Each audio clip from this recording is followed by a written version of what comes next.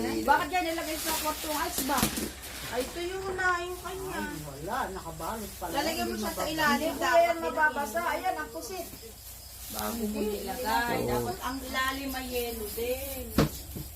Baka Hindi lang lang puro iba. Pero ito yung post ni Marian. Sabi ko kay Marian, huwag ka hindi mo padalhan ng ano. Ilagay mo na lahat ang yelo.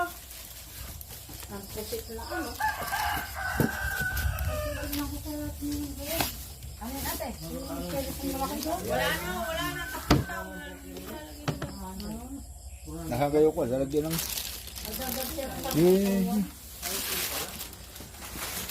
Wala naka-plastic pala, bibi.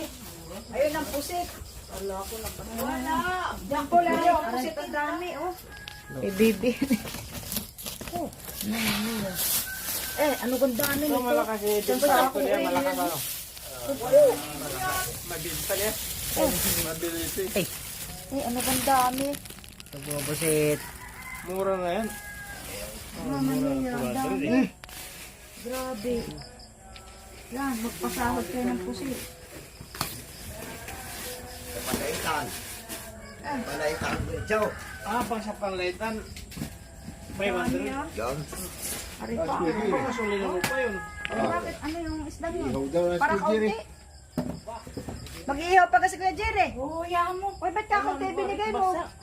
Ay, gustong mangain ng mangain. Ano naman? Ay na. Nandyan mo pa nga. Ayam ka, di kumuha lang dyan.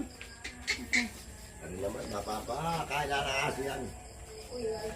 Gaya, tingnan po na